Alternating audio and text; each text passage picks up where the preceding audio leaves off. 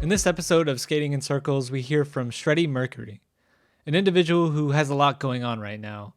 We talk about what it's like to ride a skateboard 50 miles without pushing, how it feels to move across the country at a young age, what inspired him to become a skateboard instructor, and all of the things in between. Shreddie is a person with whom I imagine almost everyone finds it easy to chat with. I look forward to skating with him in the future, and you should too. He can probably teach us a thing or two. As always, thank you for listening.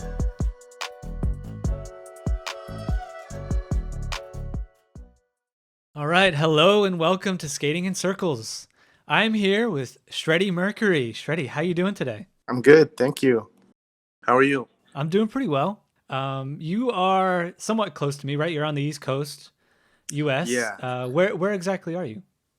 in Rockville, Maryland, Rockville, Maryland. which is like 15, 20 minutes from DC. Cool.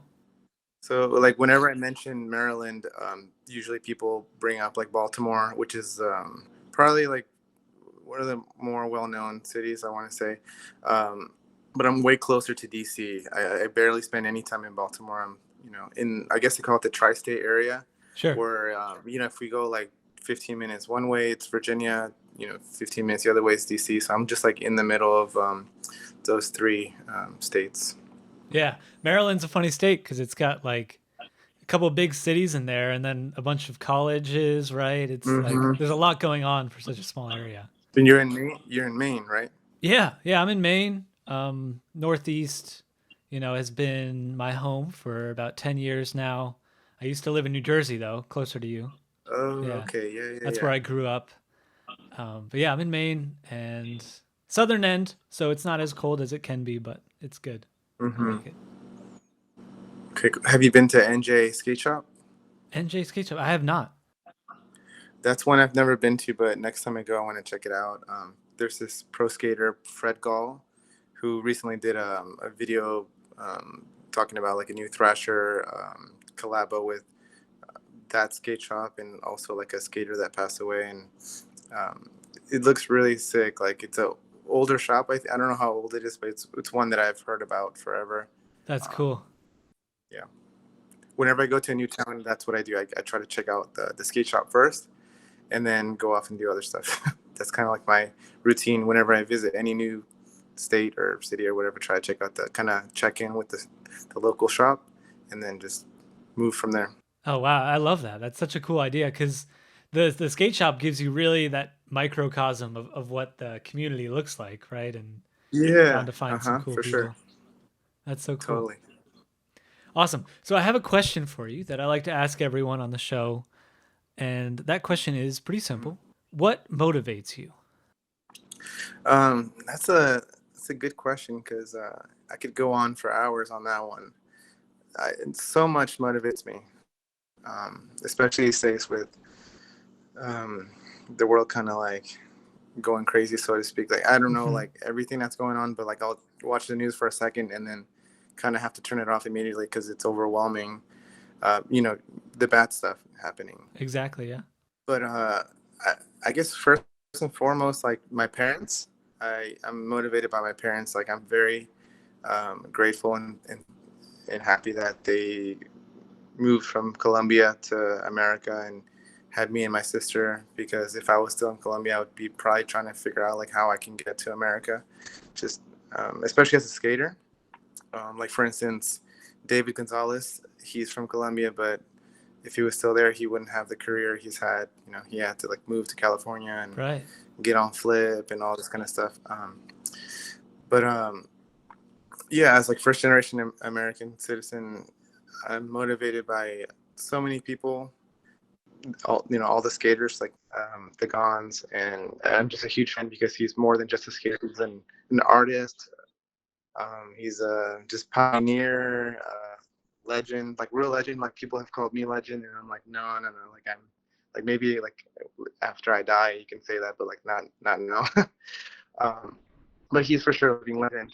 I'm just motivated to still be alive, and because I've had a lot of friends that have passed away within like the pandemic time, and one of the guys that got me into LDP, actually, his name was Bart, and he passed away last year. And so whenever I skate, I think about him and the rest of my friends that have passed away.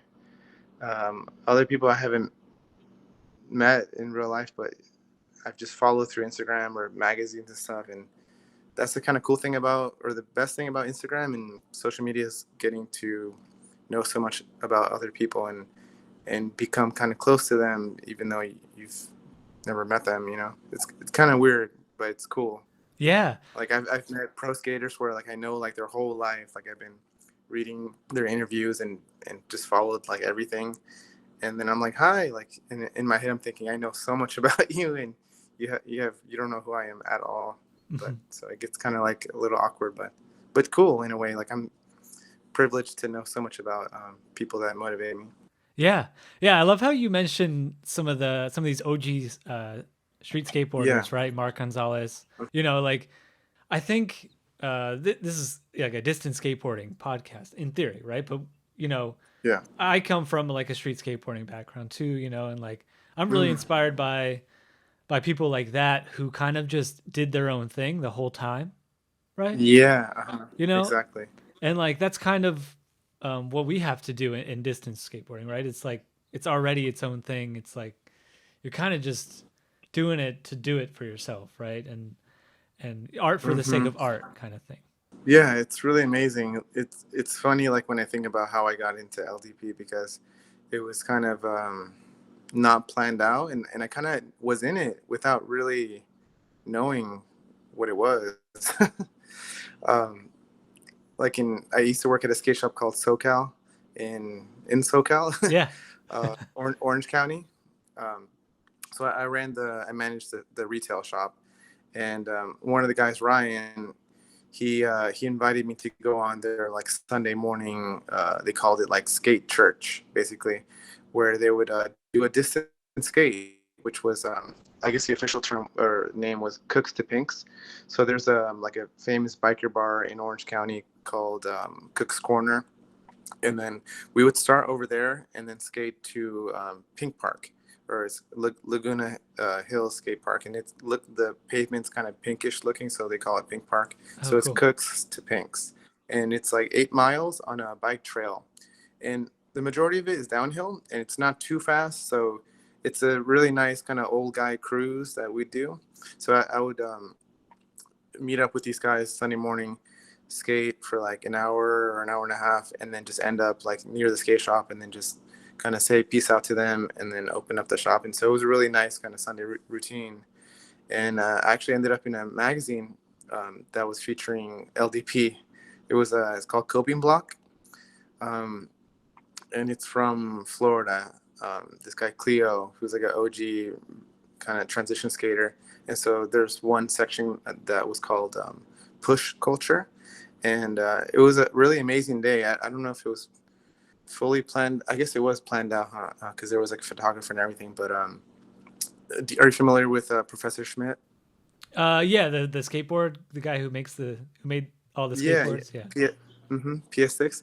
So he actually was there with us. So I'm pretty sure I had met him already, but he was part of it also. Oh, cool. And Bart, and so I can send you like a link to it later on. But I'm in this like lineup, and so I was like featured in a LDP article, like without really knowing. I was just kind of doing what they were doing basically, and I thought it was fun. And I'm kind of like that, like just go with the flow of like what what I can relate to. Like if I can relate to it, then I'll do it. But if not, then it just like over my head. Hmm. Because I'm sure I've heard like the more I look into LDP, I think like I've heard about events like Adrenalina and forget what else, but because of my friend Scott Hoster, who got me into slalom, and I'm pretty sure he's the one that mentioned it to me. And it was kind of too soon, like it would, or I just thought like he might have even mentioned ultra, and I just thought that's so crazy, like that's like why would you do that, Yeah, like for it's like sure. like ridiculous. But now I'm like looking forward to it. Like I'm going this year, or next year, I guess. Um, and I'm so excited. But like a few years ago, I was kind of like almost scoffing at it. Like, why would you do that? Like, it's like so like insane, like torture. Yeah, yeah, exactly. It is torture, right? That's I was thinking about that. Like, it's an endurance sport, and like what you're enduring is pain, right? That's the Mm, endurance. mhm. Like, what do they call it? The pain box, or I forget. I think A Angel pain mentioned it, cave. like The pain pain cave. cave. Yeah. Yeah. Pain box That's is so good crazy. too, though. I like that. So that article, when was it written? I want to say 2017, Okay. something like that. And that's when you kind of Um, first found out about distance riding as a culture, yeah, right? You had already been doing it clearly, but yeah, um but like not even then. Like I was just like, oh, that's cool. I'm in the magazine with like Paul Schmidt and some of my friends, and but I didn't really like. I don't know. I didn't think much of it. I just thought like I like skating with these guys, and it's just fun. mhm.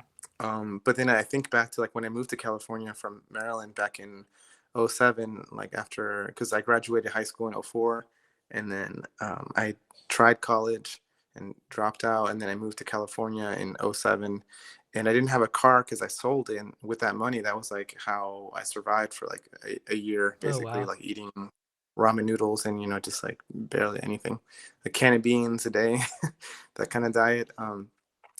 But what was I gonna say? Oh yeah, I did. So I didn't have a car, so I was in LA, and I would just skate everywhere. I'd skate miles and miles just to save money. From like using it instead of using it on the bus, I'd be like, I'm just gonna skate because the weather's so nice. Yeah. I just thought, dude, I'm in California. I'm like, I'm here. Like, I don't know. Like, I loved it, and I would just go skating for miles and try to meet people and just make the best of it, basically. So if I really think back to it, like my LDP started like in '07, but not as a sport, but just for lack of transportation, Right. basically just skating to get places. It was like the purest form of skateboarding was just riding Yeah, your board to where you needed to go. yeah. Just and then just getting to know the area, and I didn't have a car, so I was just skating my ass off every day. I remember one time when I lived in Long Beach, I worked at the Hundreds warehouse at this streetwear company. And it was such a rad job because they had a mini ramp in there and everything. But since I lived in Long Beach, that warehouse was like in near downtown LA. And so I had to like skate a mile to the metro, and then from the metro take like two buses and then skate another mile. So like my long distance skating was for like many, many years because I didn't have a car for forever, basically. Because even if you have a car in LA, it's kind of like you don't want to use it because the traffic's so bad, Right. and then like parking and stuff, it's just gnarly. So um like later on, I ended up moving to Portland and just would ride my bike more so than skate because it rains a lot there, and so it's kind of easier with the bike. But anyway, I have a vivid memory of waking up at 6 in the morning, or probably earlier, like 5, and it's dark, and I had to be at the metro at 6, and I'm just pushing on the streets because you know how it is, like sidewalk sucks, Mhm. and it's honestly kind of more dangerous on the sidewalk because there's so many cracks and uneven ground and debris from trees and whatever else, trash. So I just get in the street, boom, boom, push, push, push, and then I hit something, and it made me fall so hard, and I was like, oh my god, like I almost got hit by a car too because I was in the street and I fell and I had to just roll over. Right. Cars are whizzing by me in downtown Long Beach, and then but I wanted to see what I hit, so I don't know if that's like relatable to like to other skaters, but like you just want to know like what made me fall. Yeah, it's good. So It's I good. You looked should back, know. and it was a blow pop. What? Like one of those like lollipops. It was like one of Oh those big ones. wow. Like it just caught my wheel and it just like skid. I want to say I have a picture of it still. Like I took a photo of it because you could see like that skid mark, and I was just like, "Fuck that thing, dude." Oh my Oh man, gosh. but it's like intense. Like that's yeah, the purest form of skating, and could be so dangerous too. But I guess that's part of the fun of it. Also, Yeah. just like getting from A to B like in one piece. So that was a fun one. Yeah. Yeah. I was out the other night, um, and I skate this loop that I do over and over again at night because it's safe and it's really quiet road. It's got lights and everything. Skating in circles. Yeah, Yeah. skating in circles exactly. And I'm coming back from a loop, and I just ate shit. I just like took a digger, right? Like had no idea. How did you fall? I that's the thing. It was dark, so I wasn't like sure what I hit, but like It was, Oh, oh, just you hit some, something. yeah, Okay. just like some sticks or something, right? Like got in the Yeah. way and I Uh-huh. didn't see it. And, just hit the ground hard, right? Like you do Oof. when you get caught off Yeah. guard. Uh-huh. And, but, that's, I feel like that's just part of the gig, it's not a Yeah. matter of Yeah. if, right? It's like a when thing. And Yeah. Yeah. Yeah. knowing how to handle it Definitely. helps. Totally. I Yeah. was doing a skate lesson the other day, and it was this little girl, and she wanted to learn how to drop into a quarter pipe. And so I was holding her hands, and then I told her, okay, 1, 2, 3, you're gonna lean in, and then 4 means put your front wheels onto the ramp, like on, like connect your front wheels to the ramp. No hesitation. Like dropping in is like you like you're just dropping with the board. And so she was like, wait, hold on. She said, Mr. Shreddy, but what if I fall? And I wanted to laugh because it was like so cute. Like she was kind of like shaking and like scared, but it was like kind of in a cute way. But I didn't Yeah. want to laugh because I don't want to, make fun of her or anything. So Of course I not. just very calmly told her, it's not if, it's when, and more importantly, how. And so if you do fall, or when you fall, you want to fall forwards because you have pads on, you have your helmet, your knee, your elbow. You want to be able to use that armor and then distribute the blow. You want to like roll forwards, either like knee slide or just like tuck and roll, like Jackie Chan. Sometimes I'll bring up Jackie Chan, but these kids are like too young to know. Right. So I then was I'm gonna like, say, does that reference even work? yeah. So I'm like, you want to stop, drop, and roll. You want little boo boo here, little boo boo here, and not just like, oh, my arm's broken or whatever. Um, but yeah, it's part of the game. And it's either like you fall and quit, or you fall and you get back up and you're a lifer. You're okay with that, and that's part of skating, and it toughens you up. I want to say for anything in life, just knowing that I can take a hit. Like I've done it before, and you know how to fall. So that's like part of what I teach is like how to fall, and not just like um, being perfect. Like Yeah. I have a lot of little sayings where I'll say something like, "We're not looking for perfection. We're looking for progress. Every day, just little wins. Little baby steps, and that's what matters because all those baby steps will, like a marathon, like ultra. All it takes is pushing, and then just not stopping, just continuing to push, even if you go slow. Just if you can do 24 hours of slow pushing, good on you. Like Yeah. that's what it's all about. Something a teacher once taught me was learning looks like failure. So if you're failing, then you're doing it right. Like the more Mm, and like people like to like kind of riff on this in many different ways. But I mm-hmm, really do think that like it's about being able to process these like shortcomings, right? And like teaching someone how to drop in, like what you're doing. The mm-hmm, process is it looks terrible. Like you fall the whole time, right? It's like 90% of the mm-hmm. time you try a trick, you don't land it. And being okay with that is a skill, right? You have to develop. Yeah, totally. And I'm happy to teach because, especially with the drop in, it's very unnatural. And I can prove it because if I stand on my tail switch, like with my opposite foot, Sure. and I try to drop in, it's almost like starting over, and you're like, I cannot do this. Like it's like you're on a diving board where you push down and it comes back up, push down, and you're Yeah. kind of bouncing.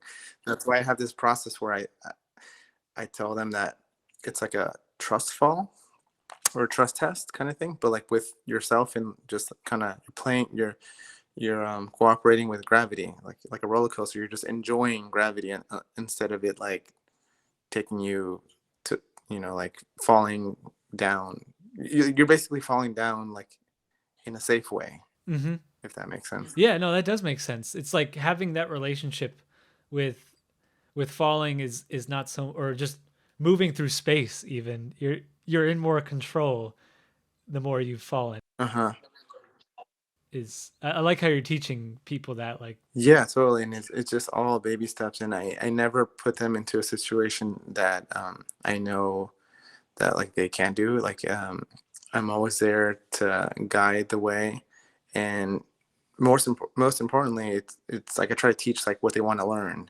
So I'm not going to be like I've taken different certification courses for teaching skating, mhm. and some are very like regimented, and it's like, oh, here's a checklist for by this time you should know rock and roll and backside axle stall and this and that, and that's a little bit too rigid for me. Like what I like to do is cater it to every student. Like every session I'll ask, what do you want to learn today, or what do you want to um, like what are your goals, what are your dreams, like because I'll tell them, like if I see you at the skate park and ask you what are you working on and you tell me I don't know or I'm just skating, like that's not the answer I want to hear. Yeah. Yeah. Yeah, I want them to be working on something, not for the sake of just working on something, but it's funner that way. Like for me, I have so much fun when I have a goal in mind. And I hate to say training, because training, I don't know, like I'm kind of an older skater, so Hmm. I'm semi brainwashed with like the Yeah. Thrasher magazine and certain things like anti-sport. Like whenever I hear sport with skating, I kind of cringe, but it's fine. I just come from an older time where it was anti-sport, like that's why I got into skating, because it was not soccer, it was not whatever else, and it was Hmm. more individual. But I tried to just implement that kind of like goal setting, because then that also transfers to like other things they want to do in life, where I'll tell them have the end in mind. Like if any trick you want to do or whatever you want to do, think about like the end point and kind of go in reverse, like got what can get me there, like what steps will lead to getting to that position, like and like visualizing it too, like a dream board kind of thing. I Wow. also talk about kind of like have you read or seen the movie The Secret? No, I don't think so. So I'm pretty sure it was like a book at first. It was like on Oprah's wish list or whatever, and then my mom actually she she told me about it, and then they made like a DVD version of it, and then I watched it. And then I told my mom, hey, I kind of already knew this because of how I work with skating. Like I would cut out the pictures in the magazines, and like the shoe I wanted, I would put it on my wall, and like the board that I wanted from CCS or whatever, put it on my wall. And CCS. then, yeah. And so like, I remember you talked to, oh man, I'm blanking on Jeremiah. his name. Oh, was it? Was I it think it was Jeremiah? Gavin, actually. I Gavin. think it was Yeah. Gavin. Yeah. Yeah. Oh, I'm happy I remember this because he said his first board was a World Industries. I think he said World Industries, and that was my first legit board too, which was well, I know he mentioned like his first like longboard was like Sector 9 Pintail or something like that. But I want to say he for street skating he had to see a World Industries, and that's what I had to back in. It was like either 99, 98, 99. It was a Flame Boy versus Wet Willie. Yeah. Such a like you had to have that one. Yeah. So I don't know. That's a nice memory. Oh, you know what, dude? I've got behind me on this shelf here Yeah, a Wet Willie and a Flame Boy wax, like one of each. really. Yeah. Yeah. That Where'd you get that from? I got them when I was like 10 or 11. I've just had Oh them man, in the wrapper still since dude. then. Okay, so we're like similar age then. How old are you? I'm 30 years old. Oh, okay. So I'm a little bit older. I'm 37. But when I was 12, so that was probably like in 98, or when was that? When you got that? When you were Probably like, 2004, 2005. oh, that was later on then. Yeah. Because I know they kind of made like a comeback, so to speak. But the board I had was like Wet Willie shooting like a super soaker at Flame Boy, and he's shooting like fire, and then it made like a yin yang in the middle where it's like the water and the fire. I think I So it's like a remember that. classic one. I've been trying to see if I could like rebuy it or something, but I don't know. I haven't been looking into it too much. I kind of want it to almost show up into my life organically. We'll see. Have you ever heard of this book? It's actually my brother's. I have it also behind me. It's called Agents Provocateur, and it's like That that sounds familiar. I've all heard of of that. these old skate graphics from the 90s Mm, and some of the really edgy ones, right? There's hmm. like, some really edgy stuff they would never print today. And Probably like a lot of World Industries boards were yeah, like that, but before Flame Boy, because that's when it kind of like sold out, so to speak. right. Yeah, yeah, I think exactly. And there's some good ones in there, but it's really cool skate history. I think you'd like it. I'm gonna check that out. Yeah, because I'm pretty into skate history. Like at one point I was an intern for Salman Aga. Have you heard of Oh, this guy? really? Solomon he Yeah. won Skater of the Year. one year. Yes, Thrasher exactly. Skate of So the like Year. they call him like Thrasher Skater of the Year. I forget, like in the 90s, but they call him like Switch God because he was one of the pioneers of switch skating and also nollie. Right. But he started this it was like a coffee table style magazine called Skatebook, and it was basically just like a higher end skate mag, but like super thick and something you could just have on your coffee table, and Oh, nice cool. quality like paper and ink and everything. But I was his intern, and on the first day of meeting him, we were looking through a magazine, and then I was pointing out different things like, "Oh, so did you know this? And did you know that?" And he was like, "Dude, no, I don't know none about this." He referred to me as like a skateboard encyclopedia, and I thought that was so funny because I don't think so, but like maybe I am, or maybe I just know so much because I've been digesting all this content since I was 12. I'm just really curious, and so I like to, if I'm into something, I'll really get into it. And I think that's like a common thing with skaters, to be like almost like addictive with like, oh my god, like with LDP, I watched that Push film, Oh, that's a good one. and that was like the light turned on in my head where I was like, oh my gosh, this is like, I need to do this. And I think it was like 2 months before the ultra, I just signed up. And I think before I ended watching that film, like I hopped on Facebook and I messaged like Andy Mhm. Yandras and I forget who else, like just like all these people that I saw in the film. I just like messaged them, and within like half an hour, like probably like most of them, if not all, like messaged me back, and they're like, yo, what's up, man? And that's one of my favorite things about LDP, is that it's kind of small, kind of like slalom, and that's how I was with slalom too. I would just kind of like reach out to everyone, and now I'm like friends with people even like in other countries that are like super OG slalom skaters, and I just chat with them and ask them questions. And it's a similar vibe with LDP where it's like a lot of older guys and girls, and it's like that kind of niche uh, thing where you get really tech into it and like, oh my gosh, what duro and what size and what angle and how many layers and the flex, and you just kind of nerd out like hardcore, way more than street skating. Like, so the older I get, the more deep I get into skating, like deeper and deeper. The slalom is super scientific. That's where I feel like a lot of the pumping that LDP gets is from a lot of the Mm, slalom stuff. But this concept you have of just reaching out to people, right, and talking to them, right? I think people can learn a lot from that. It really doesn't hurt to ask, right? It doesn't hurt to just ask someone a question. The worst thing that happens is they don't respond. yeah, exactly. And I credit that to like my, I guess, career in the skate industry, because when I moved to California, I didn't know one person. I knew, like, I had visited San Diego and I met one guy, Chris Weichert, who worked at a skate shop. And so like even when I was a teenager, I still had the same kind of like routine of like, oh, I'm in a new city, a new state, like let me just kind of check in with the home shop and Hmm. see what's up. Like, where do I go to eat? Where's the skate park? Where's the skate spot or whatever? um I mean, like that's how you can tell it's like a real skate shop. Like they would know these things, Yeah, not like a whatever, like I don't know. But yeah, for sure. That's cool. I like that little litmus and test. Walk in, ask them a set of yeah, questions. If they don't answer them, then you walk right out, find the next yeah, shop. just move on to the next one. But yeah, I met this guy, Chris, and he asked me, where are you from? And I said Maryland. He's like, oh dude, I'm from Baltimore. And we just instantly clicked. And there was a demo that day. The real team was in town, and he was like, dude, if you want to, like, there's this demo. I'm about to be off right now from work. If you want to go check it out, I'll take you. And I was just like, sure. And we went. We afterwards we went to like a Burger King or something, and he was telling me how he worked at Zero at the warehouse, and how he would run into like Jamie Thomas and all these people, and That's and I so was just cool. like so wide-eyed and like, oh my god, I just thought like that's it, like that's all I want to do with my life, is just be like working behind the scenes and get to meet these people that I idolize from the magazines and videos. And but then shortly after, he moved to Colorado and opened up a sneaker shop.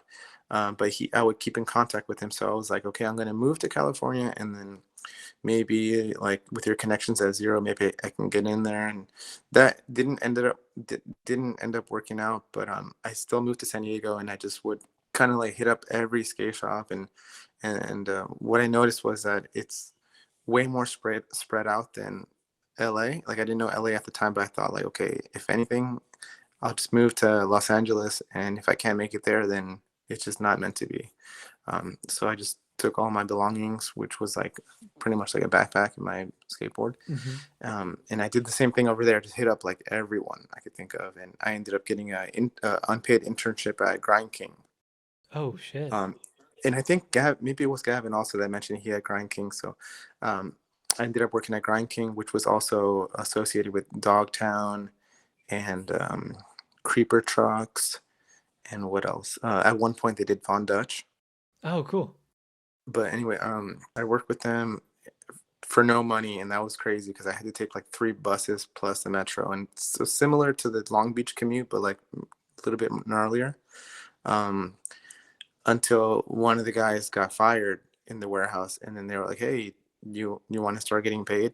And then I said, "Yeah." And so they were like, "Okay, so you got to be the assistant production manager." And I thought, "Okay, I'll like if you can train me, I'll do it." So that was like my first job was working with Grind King, from being unpaid to kind of just falling into a position and just moving from there. And that's what led to the rest of the companies that I worked with, That's so just kind of cool. like toughing it out.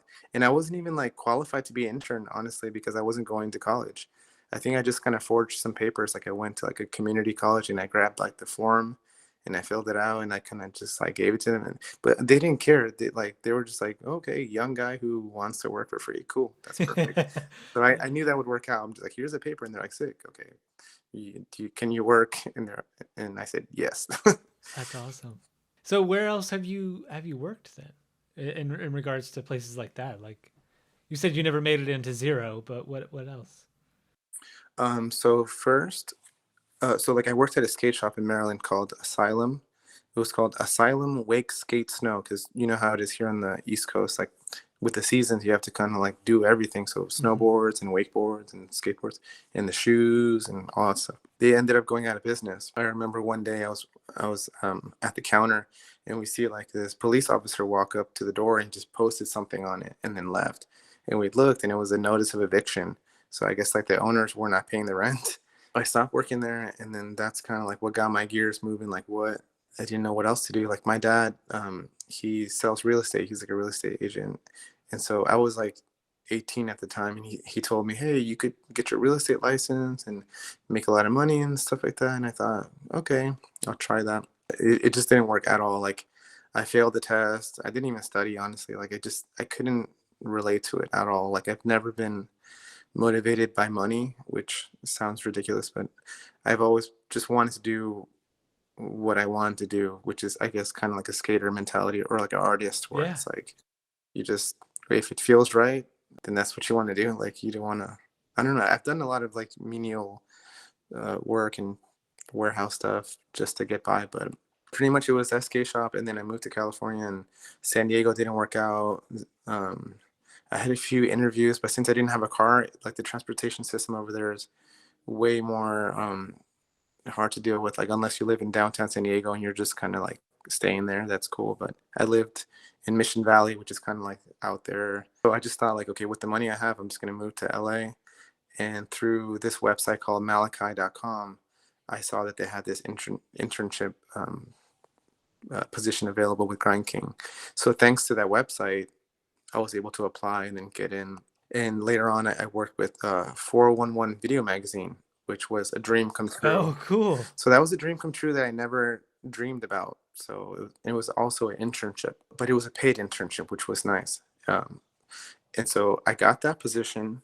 Then what happened was like I waited like a week or something for a reply and nothing. And then like a week and a half. And I was kind of like, dude, like freaking out because I was so excited to get the position.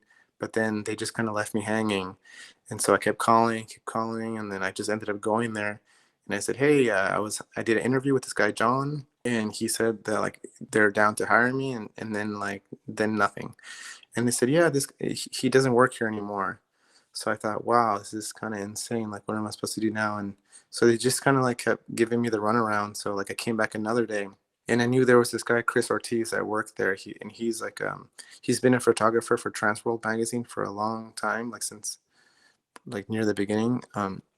It's I knew he worked there, and I had never met him, but I knew of him for sure, and that he was the kind of guy that is into helping people, like helping other skaters, and like a lot of people in all the interviews I would read that I would see his name come up where, oh, thanks to Ortiz, he gave me my start and this kind of thing. So I thought, okay, I have nothing really to lose other than like like just it not happening, but I'm just gonna go and see what happens. So I showed up like a day later. I don't know when. I didn't let too much time go by, but I came back and I just told the front desk lady, "Hey, I have a meeting with Chris Ortiz. What floor is he on?" And they said fourth floor or whatever. So I kind of like I that's a straight lie. Like I didn't have any meeting with him. So I just went up the elevator and I was looking around and I asked somebody, "Hey, do you know where Chris Ortiz's office is?" And they said, "Oh yeah, yeah." It's like so I just kind of played it cool and they said, "Oh, over here, you know." So I kind of walked in and he was not expecting me, but I kind of just made this presentation for him where I was like, "Hey, hi Chris, like I'm Jonathan, and you've never met me, but I was just hired to be like your intern for 4-on-1, and I know you're like the main manager, and so they've been just leaving me hanging, and the guy who hired me doesn't work here anymore. I guess he didn't really know everything that was going on. He was kind of just in his own little bubble of like trying to maintain."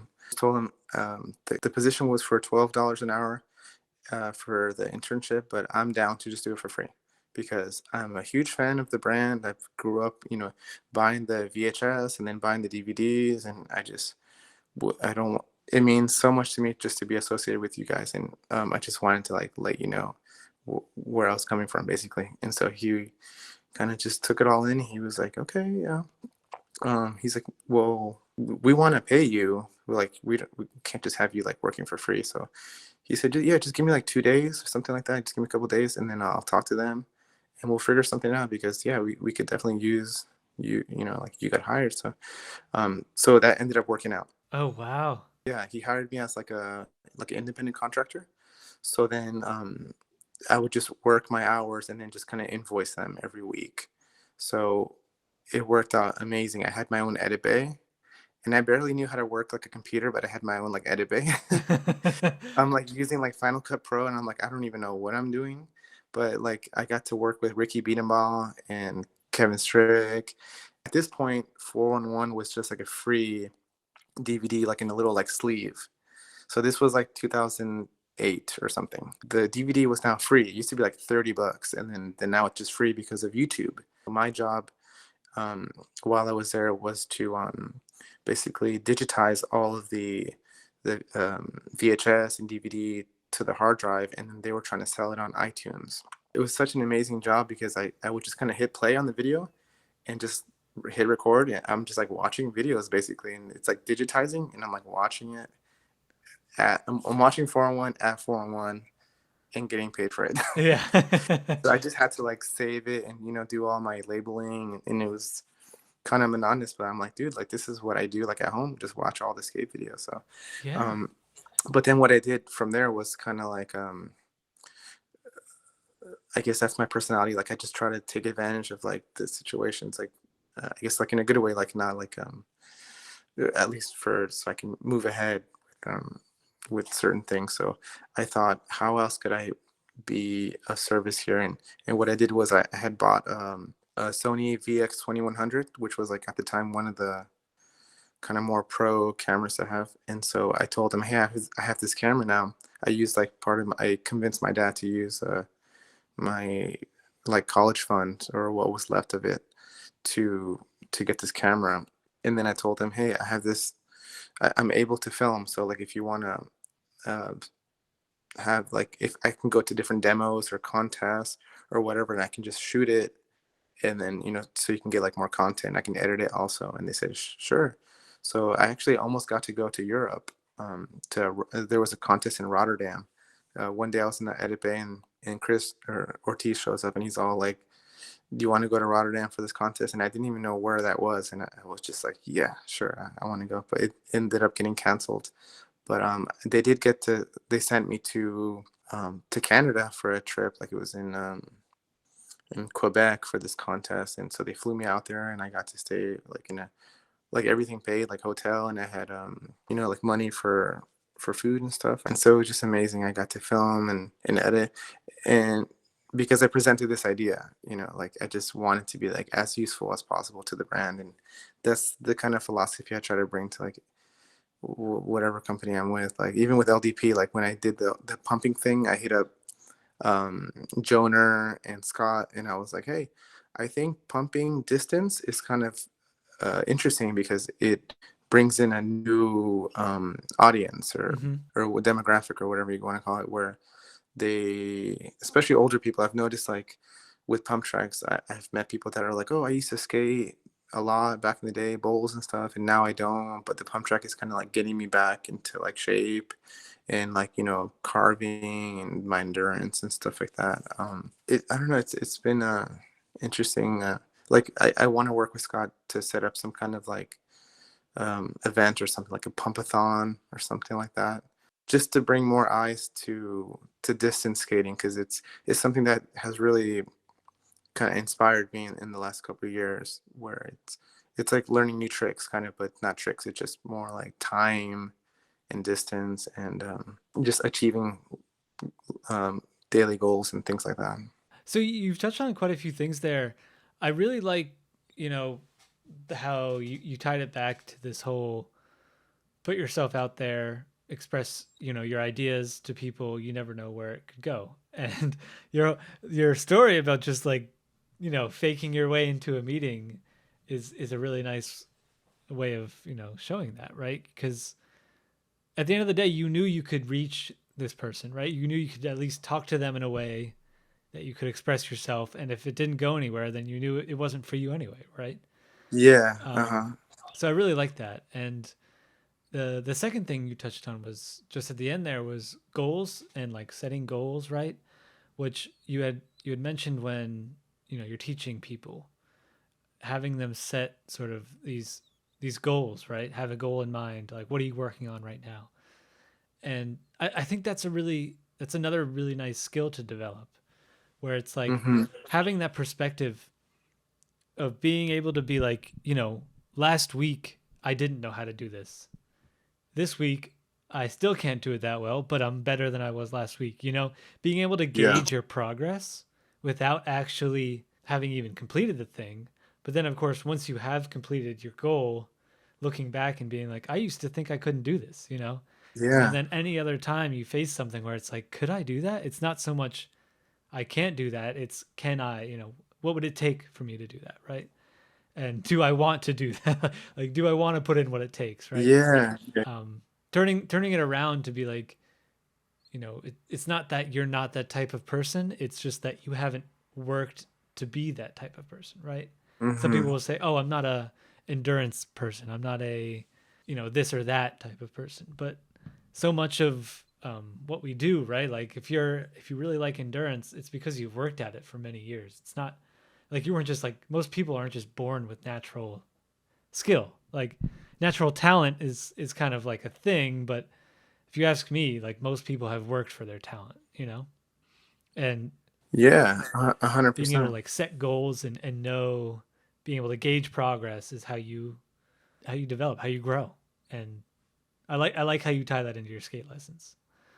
Yeah, and it's like a goal that like you want to do. Like I'm not going to give them goals. I'm not going to be like, hey, by week 2 you got to kick flip or ollie or like nothing. Like it's like whatever you want to do. Like when I was a teenager, I would go to different business seminars with my dad, and I really liked these kind of motivational lectures and stuff like that, because a lot of it was more like, let's say it was like a marketing seminar. A lot of it was just mindset, and that kind of stuff really stuck with me.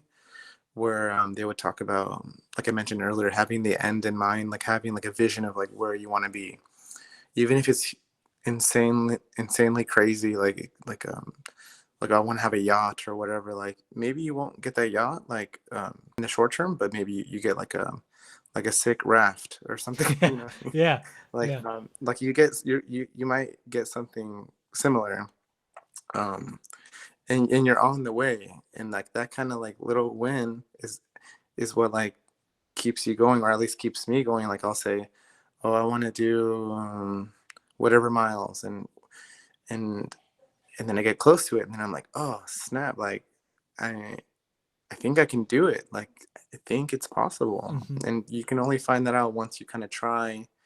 And having that attitude of like trying is I think good. Like because if you don't try, like you you're never gonna know like what you're capable of Sure. unless like you really go for it.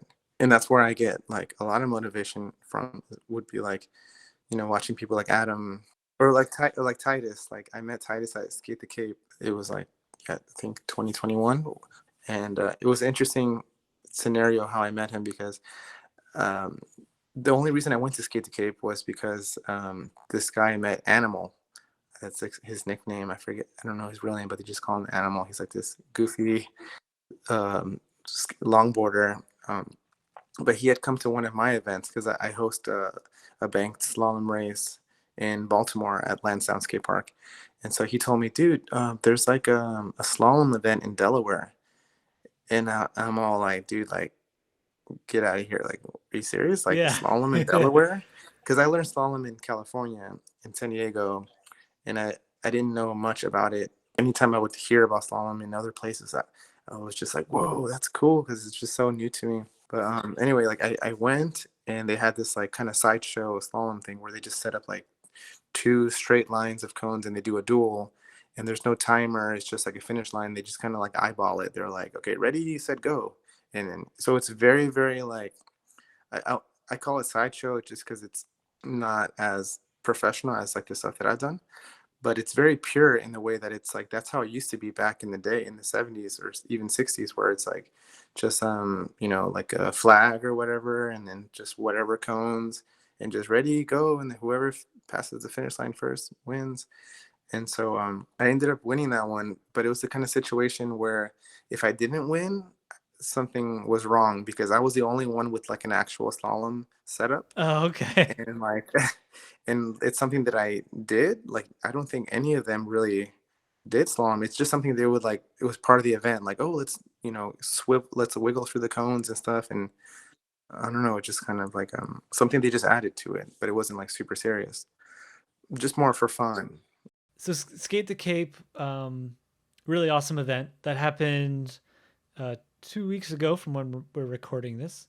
It seems like, I guess for those who may not be super familiar, there's like a few different events that go on. There's like 7, Yeah, I think. they do like a downhill, and they do like a high jump. It's really cool because it's kind of like old school style where they have the slalom, they have high jump, they have freestyle, they have slide jam. So the only thing they're missing is really like kind of like a street contest. But they do have like a game of skate, which is like Oh, kind of like okay. street. Yeah, that But counts. yeah, I really like it because they touch on like all kinds of skating, and that's what I'm all about. Is like skating everything. Like when I teach skating, also I try to, bring my longboard, bring my slalom, bring my street deck, bring my bowl deck, like everything, just to because not everyone has to learn kickflip. Like that's like the most mainstream thing, but like you could have so much fun just pushing, or just carving, or um, like skateboard dance. They had a dance contest, also a skate dance. So there's so many different avenues, like so I'm really happy that they kind of showcase it all, or at least as much as I can. Yeah. I saw there was a skate dance and then a regular dance off as well. It sounded like it's called a Oh, dance off the board. Dance. I don't think I saw I that part. think it was just a post they made. It might have just been a joke. But Oh, that's okay. cool. So yeah, Skate the Cape, super pure in terms of an Mm-hmm. event. And Yeah, yeah, totally. so one time I remember telling someone who didn't really know a ton about longboarding and I Mm-hmm. had the orangutan. I had like the purple wheels, the yellow and the orange ones all out. They were like, what's with the different color? Like, what does it mean? Is it just for show? And I was like, no, they actually do different things technically, right? Different durometers. And that's like the wheels, right? But like you expanded on how a slalom setup is completely different than a street setup, than a push Mm. setup, right?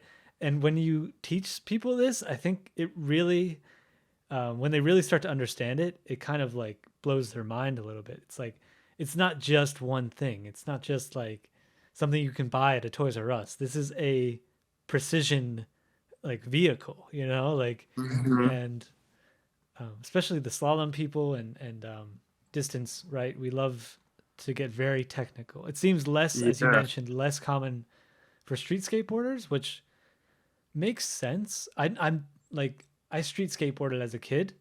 I Hmm. can't say I'm like an expert, right? So I don't know what tweaks to the gear would really help because I don't, I don't skate like I don't,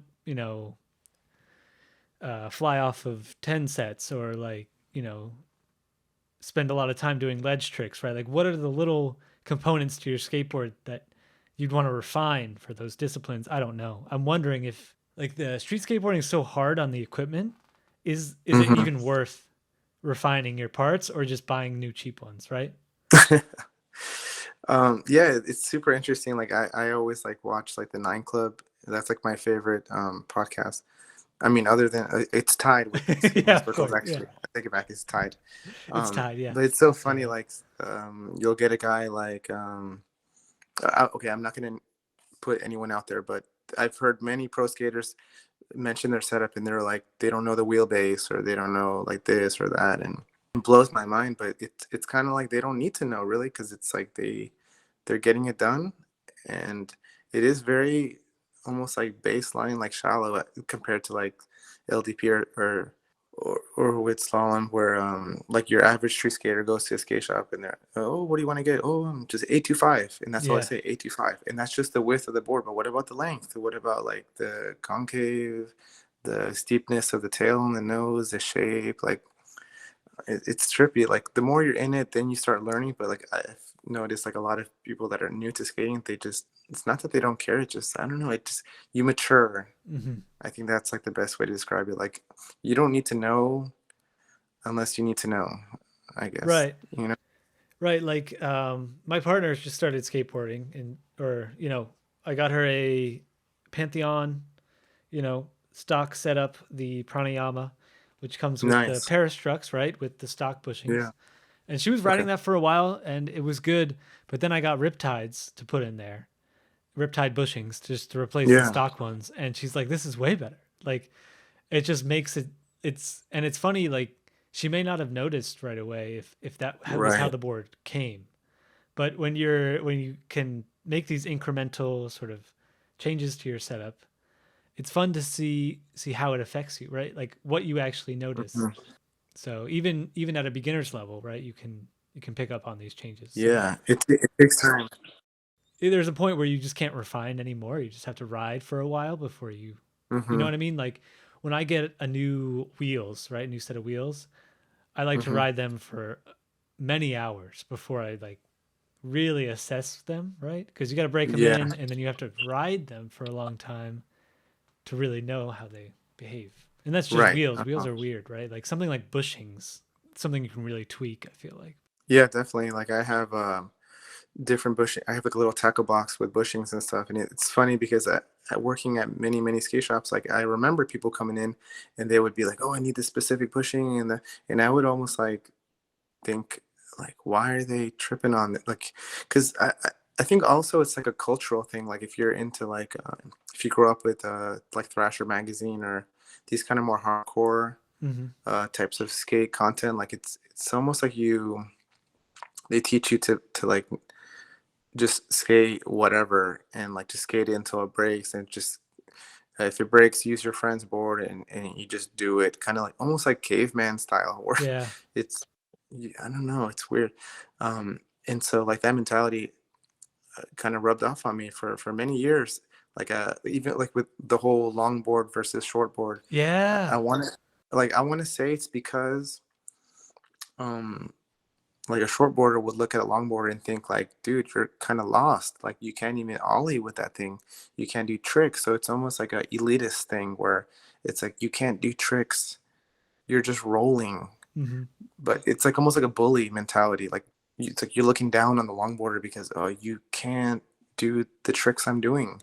and you're almost like just lost. And then also it's very easy to pick on, like, oh, you're wearing shorts and you're pushing Mongo, or you're wearing sandals, and it's interesting like that. But like, the older I get, the more like maturity I have, and I can just see like it all more clearly, where it's like, if the dude pushing Mongo with flip flops and stuff is like having fun, that's all that matters. And he doesn't need to learn a kickflip, like he doesn't Hmm. need, like, he can do whatever he wants. So I don't Yeah. know, like it's funny, like, think like I used to be very very narrow minded as like a kid, and I think part of it was just growing up with a certain like this it's like an elitist kind of thing, where it's like we're the best, like we do these tricks and we're badass, and it's like we're the best kind of thing. I Yeah. don't know. Yeah, and like I like how you've drawn on this perspective of yours where you've been in the scene for over 20 years, right? Been skateboarding Hmm. for a very long time. And you even yourself fell victim to this mentality of Yeah. this elitist mentality, but I think it's so funny, right? Because skateboarding starts off way back in the day as this new thing, and they're getting made Yeah. fun of, right? They're getting picked on Yeah, for being like an weird and outcast, different. and then you become like a bully of the outcast. Yeah, and it's almost like it got to a point where skateboarding was like, oh, you don't like us, so we're not gonna like anything you give us, right? So Yeah, like, it's like and a it's like, FU mentality. yeah, like subculture, right? Anti everything kind of mentality, but that's came about as like a retaliation against like whatever mainstream culture. And now Hmm. skateboarding in the past 20 years has become more and more popular, right? Hmm. Like as I was getting into it when I was 10 to like 13 years old, right? Hmm. Um, it started to become really cool. Like in school, people thought it was cool, right? Never Yeah, got picked on for being a skateboarder, right? right. And Uh-huh. and nowadays it's even cooler, but only right if you're a street Hmm. skateboarder.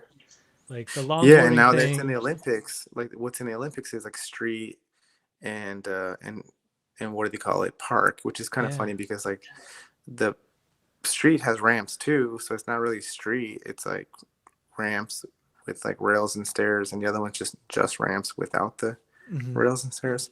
But yeah, now it's like full on sport, where like I'll teach lessons, and these kids are like I'll ask them, what's your goal? And oh, I want to be sponsored by Red Bull, or I want to be in the Olympics. And I'm Interesting. like, damn, like the old me wants to be like, no, F that. But I get it, like I get it, like, okay, that's, to you that's appealing. To the people that were in it before energy drinks and Olympics, it's like very strange, because we understand that like now we're cool to them, but like before we weren't cool to Red Bull and stuff. Right. But there's a lot of good things to Red Bull. Like they're really supporting. Like they used to do like a pump track race actually that I wish would come back. But actually Red Bull is very supportive of skating. Um, yeah, it's just like a kind of full circle to like now it's like a full on sport. And like you look at guys like Nija, and they wear like athletic gear. Like he doesn't look like a skater. He looks like I don't know what, like a sports guy. And I was not a fan at first. Like I was a fan of him as a little kid, but then once he like kind of changed, I thought like it turned me off. But now I'm a fan again of him, just because I his progression is insane. Like it's undeniable, and it just you can't knock it. Like I mean, it's not my clothing style that I would wear, but now I kind of dress like that too. Like similar, where I wear like athletic gear. Like one of my goals is to like ride for Under Armour, which is a brand from Maryland, Oh yeah. and they have nothing to do with skateboarding. And my whole pitch to them eventually will be like, you guys are blowing it, basically, because if you look at Nike, Adidas, New Balance, like I never thought in a million years New Balance would have anything to do with skateboarding, and now they have a banging team. Even like Puma, like I saw that Asics is now doing a skate Oh team, really? like in Japan they have a skate team. So yeah, like I'm really into, like I even have like I'm an ambassador for a non-alcoholic beer called Athletic Brewing. So I have one right here. So it's like a little Oh little plug nice. there. So like even just the name, like it's it's called Athletic, and like years ago I would hate that, uh, just because of like the brainwash of like athlete versus skater. Hmm. But now I'm into it just because like I kind of little by little start breaking away and think for myself, because as a kid, it's easy to just like become like just, I don't know, like almost a sheep to like the culture of like this is cool and this is not, because they're literally telling you like what is cool and what it like. There's a section in Thrasher that like makes fun of people.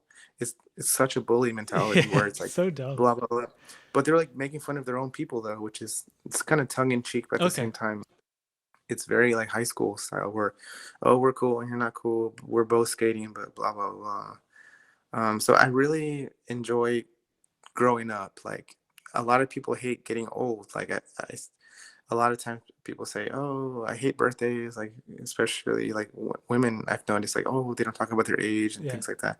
But for me, I like getting older with skating. But if I didn't have skating or something to kind of go with it, then I guess I'd be like the same way. Like, oh, it sucks to be old. But as a skater, I'm like, I want to be 75 and like pushing, like 200 miles at ultra or whatever. And so like, Dude, that'd be you, sick. you know what I mean? Like I want to be like that. Yeah. And so like thinking about old age is like inspiring to me, because I want to be that old guy still pushing it. Because I have I love friends, like that. I'm friends with this lady, Judy Oyama, who is she's like over 60. She's I think 61 or 62. And I raced with her in slalom and we're on the same team, and she's beaten me before. And it's like, wow, it's so amazing that That's so she's like cool. my mom's age and she's like ripping at downhill slalom and going to like world championships and stuff like that. So it's, as a skater, I like getting older. It's a challenge, but it's like I take pride in being like the older skater, because I've grown up and I can think for myself now. And I don't know, like it makes me wake up like happy Yeah. to like It's keep doing fulfilling. it. Yeah. Yeah, it's fulfilling. Yeah. No, that's awesome. So I do want to touch on one thing you mentioned already, but we Sure. need to kind of go into this a little deeper, and that's the 50 miles on the pump track you did, Yeah. the record. Um, so I don't know how to like. So there was no record before. I guess there probably was in theory, but you kind of one day were like, how did this start? Right? You skated So 50 miles on the pump track, right? it all started from I guess first pump tracks becoming more accessible, because I don't know when it was, maybe like 5 years ago, six, I don't remember when, but like you would see these kind of like prefab pump tracks where it's like collapsible or whatever, and they just, Oh I yeah. saw them starting to kind of pop up, like, and I thought that looks fun. Like I hope we get one of those, and we actually have one in my area, and but it's more designed for bikes, and so like the berms are kind of like interesting. Like it's not really made for skating, but little by little, they are made for skateboarding, like smoother cement, because a lot of them are like that kind of asphalt that's slow for skate wheels, but like perfect for a BMX bike or a Oh mountain bike or yeah. whatever. So it's the first thing is like just pump tracks becoming accessible and just seeing it on video and stuff, and I thought that's cool. And so they built one in a neighboring town, in it's called Frederick, Maryland. And I met this guy. His name is Joe Wallace, and his Instagram is Joe Skull. So he's got a really cool in like whole content going on. Like he does a YouTube and stuff like that, and he helped design the pump track. So I met him at the skate park, and with the beauty of Instagram, like he had already been following me. I was like, hey, what's up, man? Whenever I go to the skate park, I try to like introduce myself and say hi to everyone, and become friends with them. My personality is like, I just want to be friends with everyone. And Hmm. so I don't know, it's just part of like how I am. So it's funny going to races, because like I don't want to like beat anyone. Like I'm competitive, but like whenever I see the leaderboard, or like let's say like at Skate the Cape I got first place, I felt kind of like bad. I'm like, because like I hate the levels of it, Yeah, like, yeah, I know oh, what you I'm mean. first and you're second and you're third. I don't like that at all. Like I like, it's nice to get a trophy and things like that, but I don't do it for that reason. I love the thrill of like progressing, and like kind of like what you said earlier, like I didn't think I could do this and now I'm doing it. Like that's such a amazing feeling, and it's like a drug almost. Like you want to like keep doing, at least for me, like what else can I do? And it's such a rad feeling. So anyway, I met Joe, and he had this idea where if you did 100 consecutive laps on this pump track, he designed a sticker that said, "You're a Century Club member." So kind of Cool. like a joke kind of thing, but also like when I first did it, he wrote me like a handwritten note that said, "Welcome to the elite human race," or something like that. Like it was so cool. I still have the note, and I felt so happy to be like. That's another reason I love skateboarding, is because it has this beautiful community and camaraderie and stuff like that between different ages. I could be at the skate park and just be broing down with like a 7-year-old, like, "Hey, Yeah. what kind of board is that?" "Oh, I have like the same board," or whatever. And it's like strange to like an outsider, but I'm just like, it's like skater to skater. We're just, "Oh, what kind of wheels do you have?" "Oh, sick. What bearings?" "Oh, nice. Like, where'd you get those from?" Or it's like we can balance super easy. So basically, he came up with this event to do 100 laps, and so it took me like half an hour. And like midway through, like they would just count the laps, 1, 2, and like with the little clicker. And I got to like 45, I think, and my legs were burning, like my quads and my knees were hurting. And I'm like, dude, I don't think I can do this. But like because of the community aspect of it, I just pushed through it. So kind of like ultra, like I would never do that alone. Maybe I would nowadays because I see people doing it, but like I would rather do it with other people because it makes it like it's more motivating. Like, okay, I'm not in this alone. Like there's other people doing it and we're going in circles. So because of the other people and like the motivation and the pressure, I ended up doing 100 laps. And I like immediately fell to the ground. I was like laying on the ground like, dude, this is so crazy. Like I was like, so like for 2 days, I think I was like sore. Um, but it lit a fire in me to like do it again. And I wanted to like be able to do 100 laps, which took like half an hour, I think. And then my goal is just to like walk away and be fine, like not limping or anything. And so maybe a few months later, I was like practicing, and then we did it again. And so it got to like 99, 100, and I was able to keep going. I went for like another like 6 laps. And then, I kind of like walked over to the bench and I sat down and I thought, this is so cool. Like, Yeah. it's like this immediate like gratification of like, I'm fine. I feel better than the first time, like I'm not like totally wasted and exhausted. Like I'm not on the ground. I'm like fine. And so it was just that same kind of pattern of events where like he would do it again and I would try it. And then I did the switch 100. Wow. And then I kind of just took it upon myself to be like, hey, what's possible? And so I just kept doing it. So I text him, hey, look, I did 200 laps. Oh, I did 300 laps. And then I got to the point where counting the laps was really like annoying. It took away from like the fun of it. So, cause I didn't want to be like, oh, I lost track or whatever. Cause it's a really tight circle. Like, so if you want to talk about skating in circles, I do like the tightest ones probably. Cause it's only 205 feet. I measured it with a little rolling tool thing, like hamster style, like hamster circles, like in very small circles. So, so what I wanted to do to make it more fun was I measured the track, and then I would just record on Strava, and then I just started counting miles instead. So then I could just listen to a podcast or music or whatever, and then just kind of get into that zone where I'm going, and like every once in a while I look at my miles and say, okay, I'm gonna do or kilometers, because I think we were doing this through IDSA. There was like a challenge thing where it was Yeah. like 5K and 10K. So then I thought, I think I even mentioned it to Titus. I was like, I wonder if I can do 20K on the pump track. And he's like, dude, no way. That's insane. So I forget how many miles 20K is. I forget the conversion, but Like 12, then 13 miles. what was it? It's like 13 miles almost. Okay. Yeah, that makes sense. So then I made it miles because it's kind of easier for me to understand. And so I thought, like, what about 10 miles? What about? So I just kept doing, like, I would recover and then try more and more. And then I did, I think I did like 20 miles or something. And then I posted it, and people were like, dude, I can only do like 5 laps and then I'm dead. Like, how can you do this? And da da da. And then someone mentioned, oh, I wonder if you can do like 1,000 laps. And I thought, wow. So I did like the math on that, and I forget what it was, but what I did 50 miles is like over 1,000 laps. Wow. So then I told Joe, I told him, like, now I start a new club, which is the Millennium club's member or whatever, Yeah. because it's like not 100, it's like 1,000. 1,000. Yeah. So I think the breakdown was like 50 miles is 1,290 laps.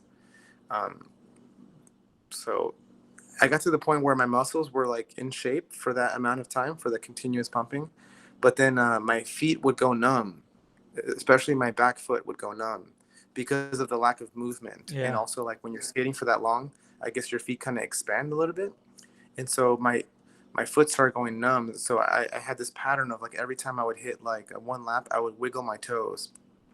And I tried different things like different shoes and things like that. So it was a big like learning process where I was trying to figure out like how can I actually make this happen. And so when I did it that day, I had to start super early in the morning, like at 5. I think it was like 5:10. I wanted to start at 5, but then we were kind of talking with. I had a whole film crew because they're working on like a documentary on me. Oh, that's cool. Because I got featured on to my county. It's called Montgomery County, and they have like an Instagram called the Moco Show, where they feature just stuff in the county, like just local news and stuff. But they also promote stuff. Like they have a pretty big following. When I first started following them, they had like 70K. Now they have like over 100K followers. But someone told me, hey, you should advertise your skateboard lessons through them. And I thought, okay, I'll try it. And so I hit them up and I said, let's do, like, they have different options like story marketing or like a hard post. And so for just the story, it was like $99. And so I thought, let me just try that. I didn't want to spend too much money. I'll try. So I submitted my ad and I said, I'll just try the story. And then the owner, or like the guy in charge of the Instagram Moco Show, was like, hey, I saw I looked at your Instagram and I like what you got going on. So I did something for you. And so I didn't know what he meant by that, but I just told him thank you. And I looked, and he did a hard post where he did took like a screenshot of me when I dressed up like Freddie Mercury for Oh, cool. Halloween, because I did this like slalom thing dressed up like with Freddie with the whole outfit. And so he took a screenshot of me, and he said, hey, this is Jonathan, but he goes by Shreddie because he looks like Freddie, and he teaches skating, so check it out. And so that post went like not viral, but like a lot of people like had like 200 comments and stuff, and people from my high school and people that knew me, they were like, hey, that's Jonathan, and blah blah blah. And so That's that was so amazing. cool. So that led to a bunch of stuff like um, there was a restaurant that was like, hey, we have like the Mercury burger, can you take a picture with it, and can you, like, a bunch of people messaging me for, can you do this, can you do that. And I did like interviews for like a magazine and stuff. So it was like That's a little so like cool. 5 minutes of fame type of thing. And part of that was like this guy Arun and his crew, they do documentaries, and so he hit me up and he's like, hey, we want to do a documentary on you. So we started doing it, and I had them film, like, document this whole pump track thing, which was really awesome. So that might make it a world record because it has to be like fully documented and have like witnesses and stuff. So I wasn't really trying to do a world record, but if it is, that's cool. But I kind of just wanted to bring to light this kind of different kind of distance skating, because I love pushing and going this like far and stuff like that, especially going somewhere instead of a circle. But I also enjoy like the transition part of skating with the Yep. pumping and carving and that kind of thing. And it's almost like I'm like anti-pushing because I'm not pushing at all, but Exactly. I'm just trying to bring like that extra P to it, because I know like LDP is like push and pump. Yeah. So I'm just trying to bring emphasis to the pump part of it. Um, and so I met this lady who worked for Fox 5 News, and they came out and they interviewed me, and it was just like a good like eye-catching thing to see the title where it's like skates 50 miles without pushing.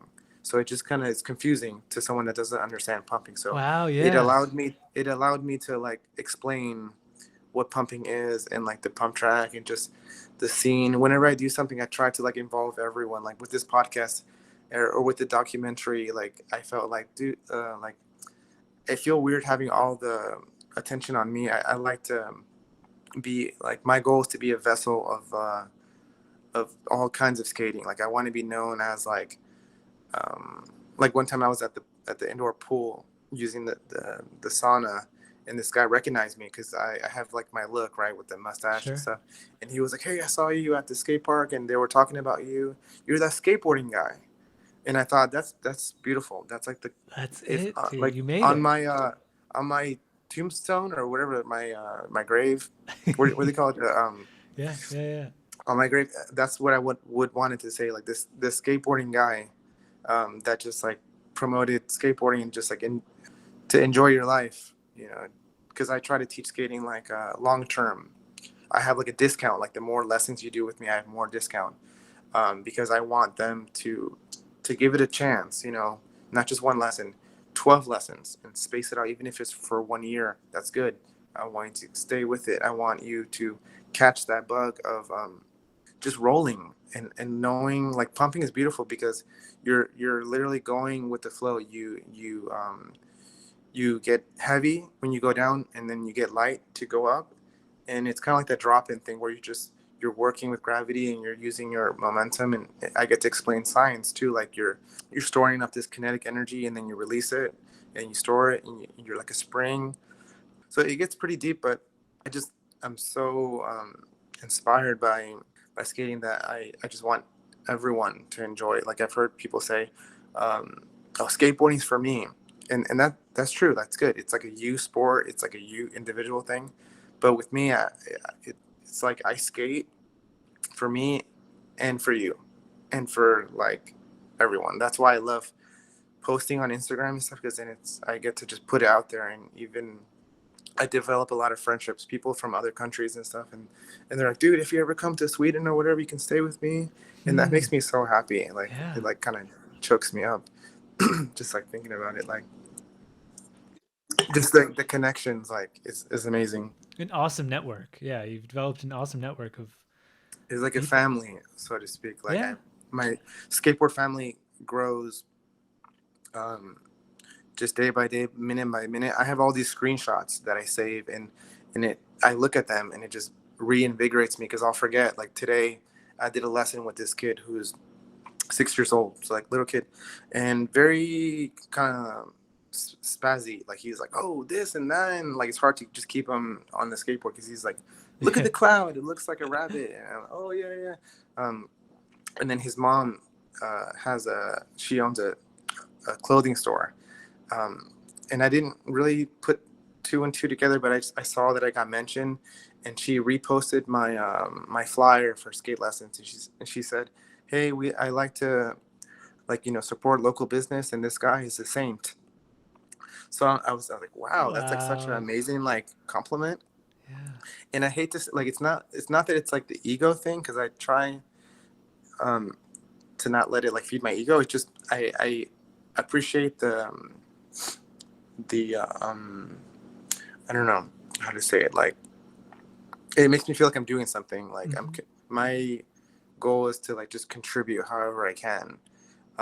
And so I'll take a screenshot of that just so I can look at it later and think like I'm doing something like with my life. And for forever, like my parents didn't want me to skate because it was a different time. Like back when I started skating in the late '90s, it was like how you were saying, like rebel thing, like kids in the corner behind the school smoking cigarettes and drinking. And a lot of my skater friends from high school like either ended up in jail or died. So I'm kind of happy I grew up kind of strict because I never hung out with them, because my dad told me straight up, like if he ever catch me smoking or drinking, that Hmm. he'd send me to boot camp, Oh wow. but boot camp in Colombia, like, so that's like machine gun style.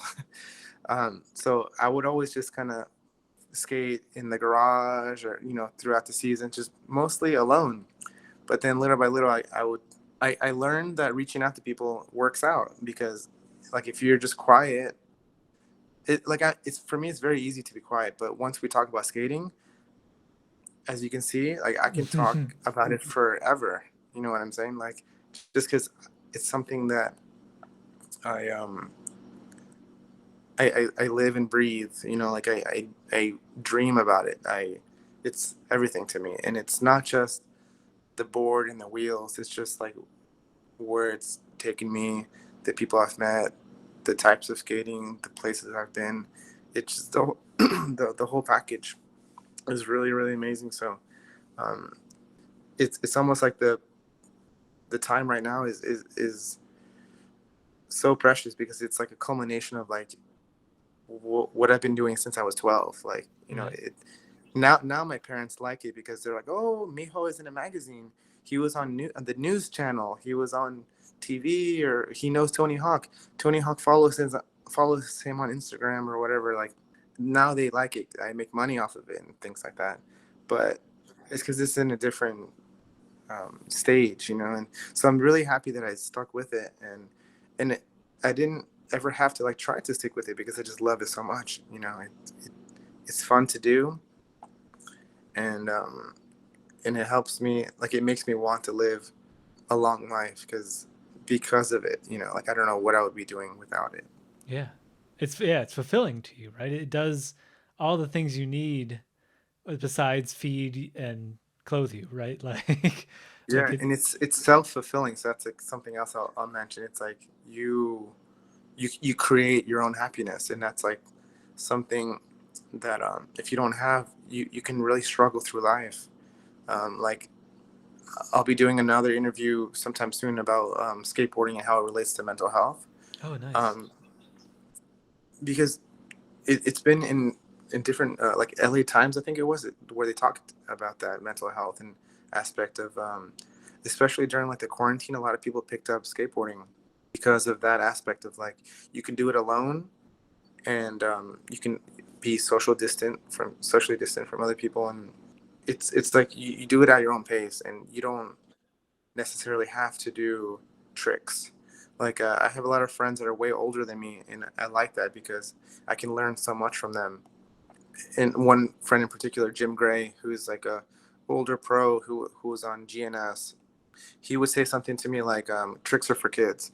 And at first I would kind of laugh at that. I'm like, oh, he just doesn't get it. But he really does get it. Like, the more I listen to the older guys, they've been there and done that. So like, I really appreciate the wisdom.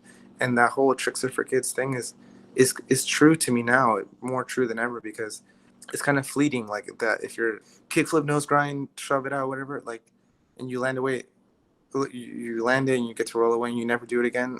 It's like, okay, like, that's cool and all, and you got the video, but it's so much there's so much more to just like just riding your board. I don't know, it's less risky. I mean, there is risk factor, but I just love the fact that I can pick up my board and just like go somewhere. And that may seem kind of lame to like the X Games skater or something, but I can do it long term, and it's consistent, or way more consistent than doing like a flip in, flip out trick. Like, I keep up with all the Thrasher videos and stuff just to, it's still entertaining, but it's, I can't relate to it as much. It's just like, damn, like, it's so overwhelming, like, insane, especially since it's like movie magic almost too, because it's like every trick took them a while, but then it's like they make maybe they show a fall. I don't know how else to put it, but it's like movie magic, you know what I mean? Yeah, Like, yeah. It's like instant gratification. Like, yeah, like, if you met them and you say, hey, do this hand roll, like, they may not, it may take them a while. and yeah, and I've seen that too growing up, going to demos. Like, I remember seeing Paul Rodriguez at a demo, and he came out of the van, and all these kids kind of rushed him, and they were like, hey, let's play a game of skate, because they wanted to like beat him, and then say, hey, I beat P-Rod in a game of skate or whatever. And I have a video of P-Rod doing a kickflip super high, but then catches it like primo, almost falls. And I'm just like, dude, like, I had this, I can't believe that happened. Like, what, I felt like almost um, like in shock, oh, right. he didn't do a kickflip first try. But that's just how it is. It takes a lot of practice and consistency to be like how it is in the videos, and it's not really like that Yeah, yeah, every exactly. day. Mhm. They kind of paint an ideal picture, and it's still fun. But in the same way, that's amazing, because that really progresses skateboarding. Like, I don't think anything really progresses as fast as skateboarding. Like, I don't know. I mean, other than like other extreme sports, but that's what really, like, if a kid is like 10 right now, and they're watching Yuto Horigame or Naija or whoever, and they're seeing all this stuff, that's like their baseline. They're like, okay, I got to do that, and Yeah, that is so gnarly. And then what happens is that they evolve to like the next level, just because they're like starting at this point where skateboarding has come so far, and that's like their norm. And then it's really insane can't imagine how skateboarding is going to be like 10 years from now, because what I've been seeing on like Street League and things like that is, it never ceases to amaze me. Like any video that comes out in Thrasher, I'm just like, Jesus Christ. Like it's almost like mind numbing where like anything is possible, but it is amazing, but it's also not as pleasurable as it used to be to watch. Like it's entertaining, but it's not relatable. Like I love watching Adam's videos, Sure. Blue Ridge Project, and he should have millions of views. Like, to be honest, like his content is such high quality. It And really is, and it's relatable, it's mhm, accessible, yeah, and it's easy to like understand, digest as yeah. he's Like maybe one day, like my dream is it for long distance and slalom and downhill to be in the Olympics. But even if it doesn't happen, that's fine. But I feel like it deserves to be in there just because of the numbers aspect of it. Like there's no style involved. There's no, I mean, there is obviously, but it's just like racing, like yeah, first, skate second, third. slalom. Yeah, like skate slalom came from ski slalom, and that has been in the Olympics forever. So it just makes sense for skateboard slalom to be in there. I got to talk with Tony Hawk when he came to visit DC. I helped him with an event. Did you really? Yeah, it was for the skateboard project. It was like a fundraiser, and so I know this guy Alec, who is like the main guy with skateboard project. He invited me to go help out since he knew I was in nearby DC, and it was pretty rad because what we did was I helped. So I taught these business people that were fundraising for skateboard project. I taught them how to build a skateboard. I mean, not just me, but like there was a few people. But I instructed them on how to build the skateboard, and then we had like a race. And I have a video where they're all like, wrenching on the boards, and like one guy even like cut his hand because he was like on the grip tape, or I don't think it was like from the razor blade, but just kind of like scratched his hand on the Sure, grip yeah. tape.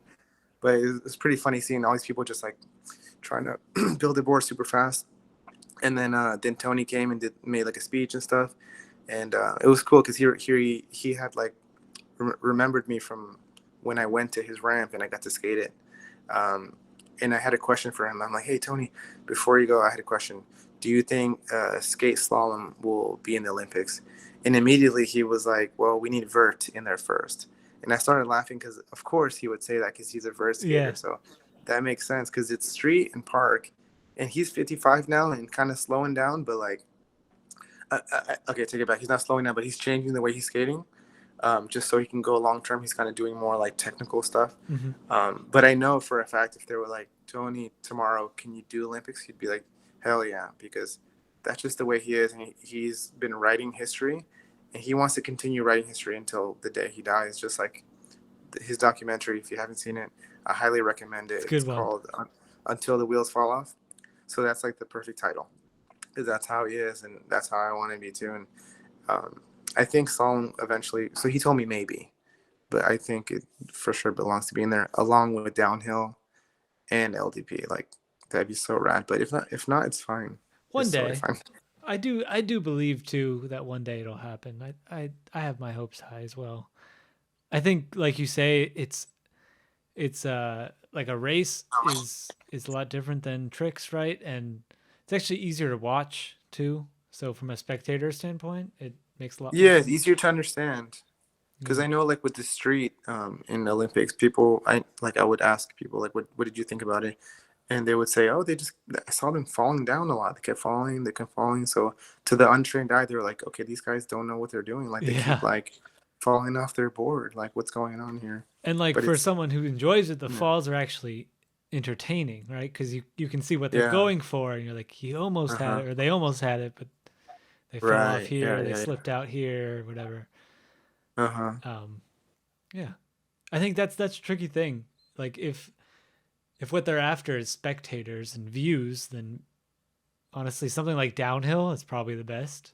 Slalom might be better, um, and then distance comes last. I think just because of how entertaining it would be to watch people downhill. I think at a professional level in the Olympics. I was recently watching like Tour de France, and like I never really paid attention to that, but now that I'm into LDP, stuff like that really interests me because it's similar, right? Yeah, They're like very similar. endurance, and so it'd be rad like to see something like that, but with skating, like, like in other countries and stuff, and just these people on the sidelines are so into it. Like I never really paid attention to it like seriously, but it's amazing. Like you see all these people and they're like screaming and they have their signs and Uh-huh. they're like go go go. Like I visualize that with skateboards, and I think eventually, like I don't know, it's like very similar. I don't know, like cooler in my opinion than like I love biking and like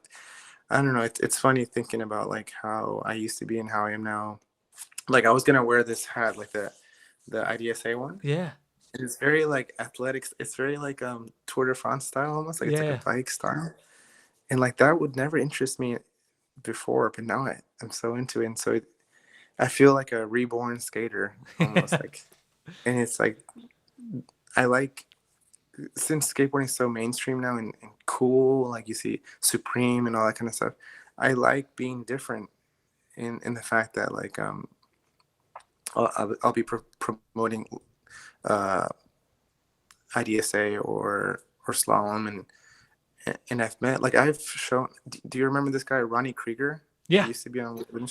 So I showed him how to slalom skateboard. Oh, like really? not not that he didn't know already how to like toe and heel and like carve, but like um, we had this event called cyber slalom, which is when you set up 20 cones on flat, you push 3 times, and then you try to like manufacture speed by pumping instead of just, it's not like just make it like not knock down any cones, but you want to like race Mm-hmm. through these cones. And so it's a really interesting thing that I started learning a few years ago, and then also like implementing uphill. Like I have videos where I pump uphill through cones and really like power through in a different way than you would see with LDP, where LDP is more like toe heel, like wiggling, like we call it like surf style, where it's like feet more like sideways. With slalom, you're more like forwards, like no stance really. You're more like ski, like more like ski stance. Yeah. Yeah, I know what you're But saying. anyway, I was at this. It was at an underground or covered parking spot where we set up the cyber slalom, and so like on the other side of the parking lot, there were all these like street skaters doing slappy curbs and stuff. So it's this funny thing where we're all like wearing helmets and pads and swerving through cones, and then like on the other side of the parking lot, they're like doing crooked grinds and stuff and no pads. So it's like just two different worlds of skating like under the same roof.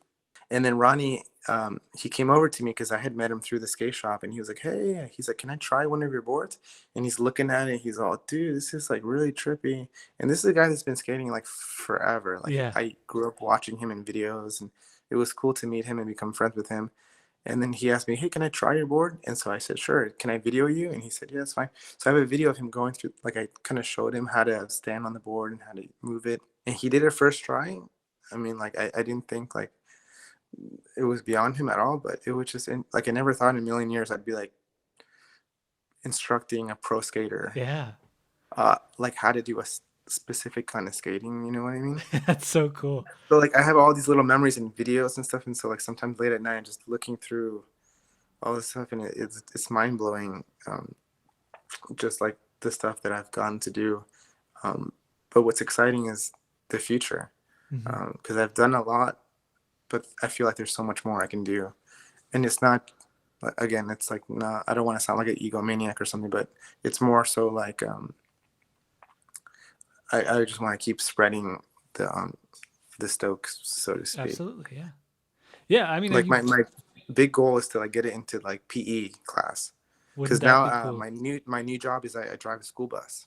And so I'm kind of trying to like infiltrate the school system almost, like now that With I work skateboards. with the county. Yeah. And so like I'll talk to the kids about skating. And then my ultimate goal is to have like an indoor skate park, and Mhm. also um, have it be an elective with PE where they get to choose skating for their physical education.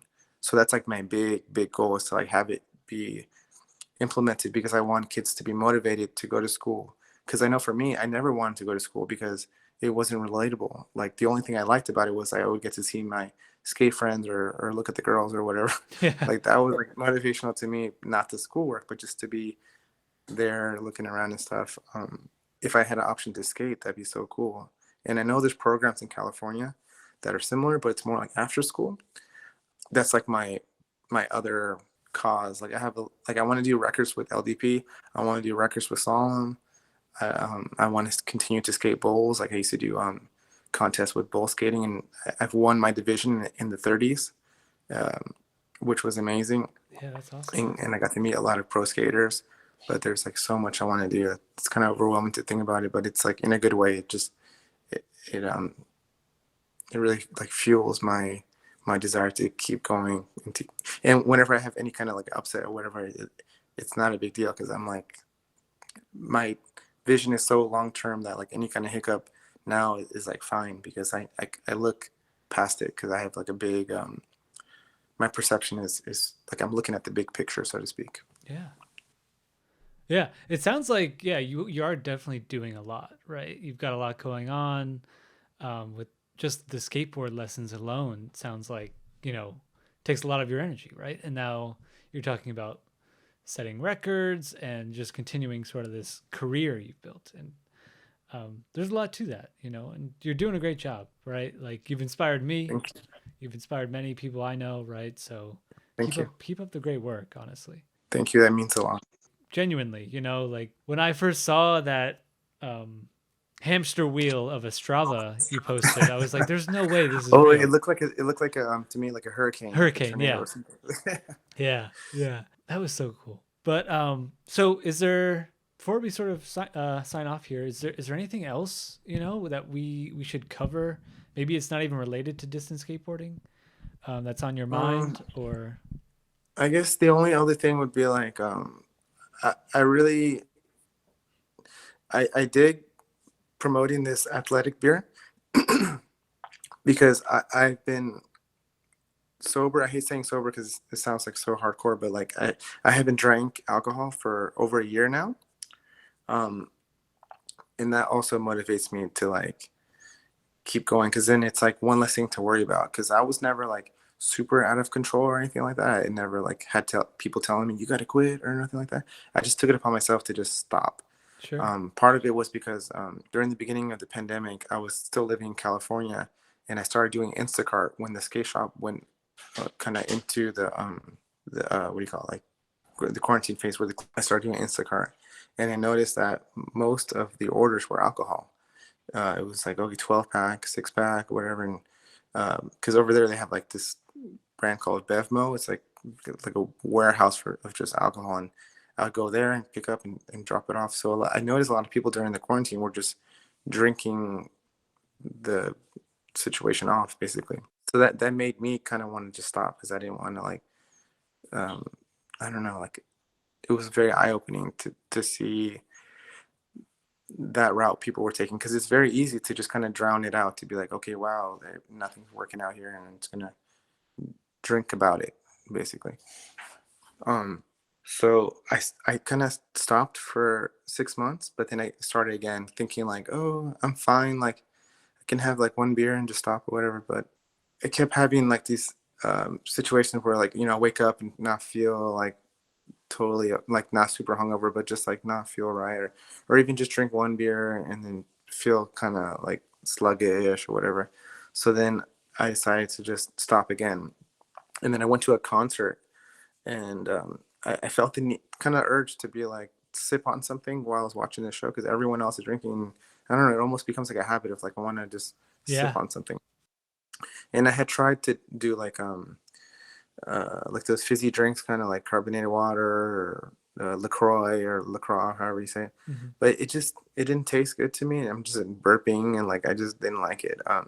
And so I started looking into non-alcoholic beers, and at this venue they had one called Athletic, and it kind of intrigued me, and I thought that's so random, because like what athletic person drinks beer really, or like I mean they do it, but they don't like. It's a weird connection, with like Sure. athleticism and beer, but this beer doesn't have alcohol in it. So they sponsor a lot of endurance athletes, like runners and bikers and stuff, and they don't have a skater.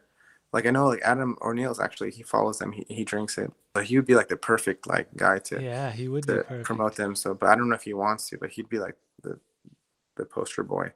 But started drinking it. So like, cause I like the taste of beer, and this one actually like is real. They have craft style ales where it's like they have an IPA and a hazy and like a blonde ale. They have all that stuff. And so whenever I get an urge to like have that taste of beer, I'll just sip on this, and then I feel fine. And it's almost like I get a high from like abstaining, if that makes sense. Like Yeah. I have the like, it's a really nice feeling to be in control. I used to be like wanting to be out of control because my personality is kind of like mellow and also like kind of have anxiety and stuff. And so like I would sometimes before skating, I would just drink a little bit and feel like, okay. But now I don't do that. And it's kind of like this, the progression thing where it's like, I used to do this and now I don't. And it makes me like want to stay in control more often. So like, I guess that's one thing I want to touch on is I guess abstaining from alcohol, because I know a lot of people can be,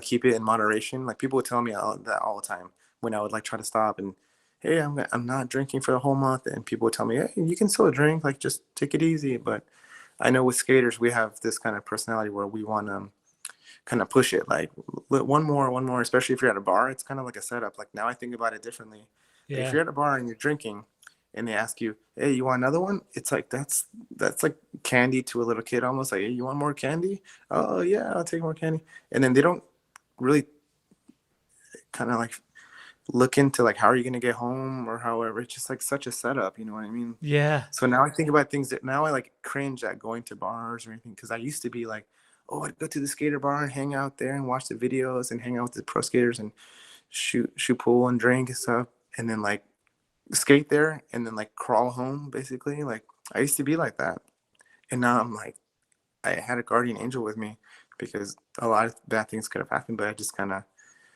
shimmied through a lot of crazy situations. But now I'm like so happy to to have like moved past that, Yeah. and because I try my best to be a good role model. Like when I do my lessons, I wear my helmet always. I don't smoke. I don't drink. So when this lady said that I'm like a saint, I'm not a saint. I'm not perfect, but like I'm trying to be like that, Hmm. so to speak. Like I want to be as pure as possible and promote skateboarding in the best light as possible. Yeah. And that's it. I've spoken way too much. No, no, absolutely not. I thank you for opening up about that. Honestly, that's a personal thing, right? And I wonder if other people have felt similar. I know I have with some things, right? Where it's like, you know, you're just trying to change a pattern in your life, right? And it's Mm, like something maybe you've done every day or every evening or whatever, and it's just like one day you're like, I really should stop, or I really should figure something else out. So your mm-hmm. your mentality of like, oh, I'm gonna drink this beer that's not alcoholic, but it's Yeah, gonna give me that high of like, oh, I've abstained, I've done the thing I set out to do, right? yeah, And I think that's like exponential, right? Like progress is not linear, right? mm-hmm. So the first time it's hard and maybe it's not as rewarding as you hoped it would be, and the next time it's difficult and still not that rewarding, but eventually you get to a point where it's easier to not do the thing, and it's 10 times as rewarding as it was the first time you stopped. Like, Yeah, totally. Because it takes time to form like a new habit. mm-hmm. Um, and like, I never thought about writing a book, but like talking about this makes me want to like do some kind of, maybe I can put it in my documentary or whatever. Yeah. But there's no rush to do that. Like these people like reached out to me, and I didn't want to say no, so I'm like, okay, yeah, you can film me and we can talk about stuff or whatever. But again, I try to include like, oh, I forgot to mention, I'm part of this. So the reason I did the pump track thing was also to promote a charity event, because I'm part of an organization called the DC Wheels, and we do like skate-a-thons and stuff like that. So that was also another taste into long distance, which was 45 miles, and we try to bring awareness and fundraise for different like for the last one, there was one of our friends had a very rare cancer, and so we were trying to raise awareness and also build like, fundraise Mhm. for like money and relief for that. And so when they interviewed me about the pump track thing, I got to talk about that. So that was part of my goal, was to um, promote pumping, or skate endurance and LDP and stuff like that, but also promote this event that we were going to do, which was 2 days later, a 45-mile push. Since I did ultra, like the first time I did ultra was last year, and I did 151 miles. That Nice. really changed. Thank you. That really changed my whole perspective on what I could do in mileage, because before then I had done the skateathon, which was 45, and before that was like just a couple miles here and there. And so 45 to me was like insane, and that was like taking breaks and going slow. But still, 45 was like we'd skate all day, like from like mid morning to nighttime, and that to me was like badass, like the most gnarliest thing, 45 miles. Yeah. And for a lot of people that just don't do that, really, just maybe they go to school or like to the store and that's it. Less than 1 mile is like average. um, but I did that for a few years, and then the pump track thing was a way for me to promote the organization. But then they said the name backwards. They said the Wheels DC, which was kind of a fail, and they didn't give the website. But it's totally fine though. Like, I just wanted to also Mm. include this organization, because the main guy, his name is Jimmy Pelletier, and I really look up to him, and he started the organization, and that's something I try to help out with as much as I can. Yeah, we can make sure to link that too in the episode. Yeah, we can link that. That'd be awesome. So I'll plug that, plug the athletic beer. Oh, that's what I was gonna say. So, um, if I was to write a book or talk more about something, it would be kind of like tricking yourself into success in a way where you just put yourself into situations where you just have to do it. Yeah. So that takes a certain personality. And I'm not super outgoing, but like I'm very passionate about, like, I'm like a little kid where if I want to do something, I just have to do it. Like I have to do it Yeah. somehow, and that will get you far in life. Because if you're like Tony Hawk, he says in the documentary about his life that he was never a natural at it. His first time skating, he like ran into a wall and like chipped his tooth or something, and then Mhm. just kept going, and people would make fun of him. Thrasher in print would make fun of him and bastardize him basically, and even Yeah. make fun of his dad. They would say, "Oh, he's cheating because the dad is in charge of the NSA, and blah blah blah blah. He always wins because it's rigged, and he has no style." And they would say that he would cheat by ollieing into his airs, but actually that was pioneering. Yeah. You Yeah. know? Yeah. So like he was the easy scapegoat, like an easy target to be like, oh, he's skinny and he goes in the air, and they would call him Bony Hawk. But he says in his documentary that his superpower is just persistence. Mhm. He's relentless. And so that's kind of like how I am. Is like, if I want to do something, I'll just set my mind to it, and somehow I'll get there, or Yeah. maybe get somewhere similar and then move over. So eh, my tactic is like that persistence, and also forcing yourself into situations. So like for me, I wanted to live that California like skateboard life. So I sold my car and I just flew there. And I just, through Craigslist, I found like a futon for rent. Like I showed up at this lady's apartment at 10 at night because my plane got delayed. And I'm like, I show up like, hey, I'm the guy from Craigslist that I'm gonna be sleeping on your futon. And she's all like, looks at me, and I look harmless, and she just points to the bed. Yeah, there. I'll talk to you in the morning. You can just crash right there. And so that was my start in California. Was Craigslist, like $200 a month or whatever, to like live on this girl's like futon in her Wow. apartment.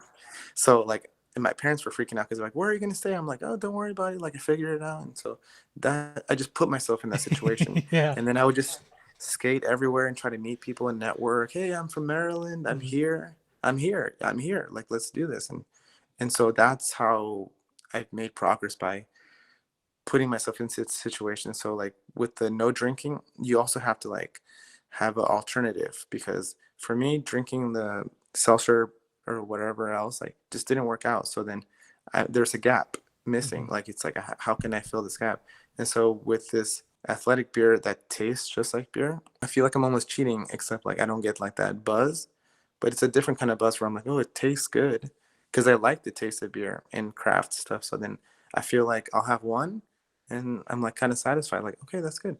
But if I didn't have this, I'd be like kind of longing for something similar or whatever. So that's a good way to like um, move on from addiction, is you have to fill it with something else. And I know a lot of people have this a similar story of like, oh, I used to do heroin and the like hardcore stuff, and then all of a sudden they found like what do they call it, Iron Man or something like that, and then now all they drink is like they're vegan and they drink like kale uh, smoothies, Uh-huh. and Yeah. everything's organic, and it's like their workout, wake up at 5 in the morning. They're like they have transferred their addiction to like health, into fitness, into like pushing their, like kind of like killing themselves in different ways with endurance. And that's the way to do it. You just kind of find something to fill that void. And so for me is like drinking this and thinking about like, instead of jumping downstairs, I'm like getting that similar knee pain, but from like pushing or whatever. I'm like, and so with LTP, I thought, okay, I'm going to go to Ultra. I'm signing up. I'm just going to go. And now I'm stuck with it because I just went. I thought I have to do that. Sure. And now I'm stuck with it. You know, it's like, it's kind of like a sink or swim technique, but also tricking yourself to like, so recently I've been doing 10 miles a day, but it's because I'm skating to work. Where I work is 5 miles and then 5 miles home. It's in the nighttime, like when I wake up at 4:45 to get to work at like 5:30. It's very cold now and dark, but I have my headlamp. And then going home, it's not as cold, but it's like I look at Strava and I'm like, oh yeah, I did 10 miles, but it's because I had to. You know what I mean? Like if you don't, like, I put myself in these pressure situations and then I make it happen. So that's like kind of my technique, is have a desire and then just set a routine where you just have to do it. Like there's no way around it. Yeah, it's like climb the mountain and then you have to climb back down. No one's gonna Yeah, do it for you, right? And exactly. then you've done the thing. You know? You just have to do it. Yeah, Hmm. that's so cool. So kind of, yeah, set yourself up It's somehow. inspiring. Yeah, I love that mentality. That's really good. Thank you. It works for me, or somewhat. I don't know. The whole fight or flight, yeah, like sink or swim. That's great. Well, hey, Shreddy, I really appreciate you coming on the show. This has Thank you been so much for this awesome. opportunity. Yeah, no, I really thank appreciate it. you. You know, you reached out and had some really kind words, and then I was like, "You want to be on the show?" And you were like, "Absolutely." So, I really appreciate that. And hey, you know, this is actually the first episode where I've interviewed someone who I've never met in person. So, there you go. Ah, Pretty cool. that's awesome. Yeah. That's a new record. But we'll change that because, in fact, you were at Ultra Skate when I was. We were at Ultra Skate together. We just never met. Yeah, I tried to like try with everyone, but I got to meet Miguel, but I guess now he goes by Angel.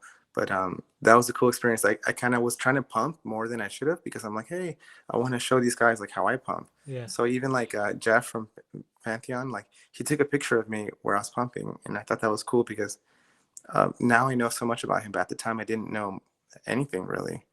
So especially like watching Adam's recent documentary about the history of like adrenaline and stuff like that. Now I'm So like, good. geez, like I really didn't know that much about him, and now I'm like a huge fan. But I remember I was trying to pump around Miguel, and I'm all like, on your left, and then he goes, dude, I heard you the first time, and then like I kept skating, and then I thought, oh no, like I think I pissed him off or something, and I felt so bad. So like on the way back, I was like, hey, what's up, man? Sorry, I didn't mean to like, scream at you, whatever. And so I was talking to him, and that was kind of like my intro to meeting him. But I didn't want to like, I just felt like, oh man, I just want everyone to like me. I want I want to be friends with everyone. So I went out of my way to chat with him, and he's so cool. And that was a good interview you did with him Thank you. about nutrition and stuff like that. So I've been chatting with him more and more about like what to eat and things like that, because that's something I never really thought about until kind of recently. Oh yeah. Because I would just kind of eat whatever and skate, but now I have like new goals where like nutrition it's more important. So like now I'm paying attention to it, because before I'm like just whatever, I skate and I just do, Mhm. I eat whatever I want. Yeah, the typical skater mentality. Yeah, for sure. Just eat pizza and beer. So Pizza that's like and the beer. old way of thinking. Not anymore. Now I try to be more healthy and conscious. Yeah, yeah. Conscious of what you put in your body and all that.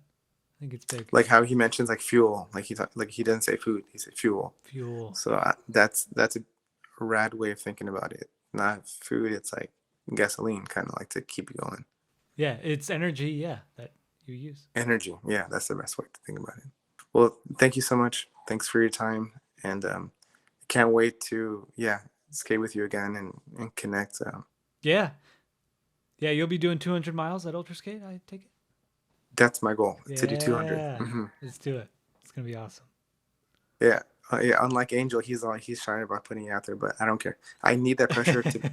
So when I show up, people are gonna be, "Hey, what's up with the 200?" I need that to like keep me going. 200's tough. 200's tough. But you can do it for sure. I've been skating every day since then, like distance. So like I should Really? be able to. Before I was not like very prepared. Mm. I just trained for like a month or something, like month and a half, and just went for it. It went from like 45 record to 151. So at this rate, I should be able to do it. But you never know. Like I know Adam was talking about like he didn't want to claim anything because it could just be a wash. It could just rain the whole time, or it could be like a friggin' hurricane or too hot, too cold. You never know. But you just want to prepare and be ready, be as ready as you can. That's the endurance aspect, right? It's just painful. It's just painful. Yeah. Yeah, but I've learned so much since then, like what shoes to wear, whatever. Like I've learned so much like in the last like year because I've been just like kind of obsessed with like watching Paul Kent's videos and watching like all Pantheon stuff and asking them questions. Like I've been really delving in, but I'm forever a student. Like even though I teach skating, like I don't know that much about LDP. I know some things, but I know it's kind of like what they say, like the more you know, you find out you know nothing. Yeah. Because it's exactly what it is. It's exactly you can't what know it is. everything. There's always something to learn. And everyone has something they can teach you. 100%. Mm-hmm. With that, thank you so much, Shreddie. I will see you soon, and we'll be skating. For sure. I've never been to Maine. Oh, come up. So now I have a reason to go because before I never thought I would go there.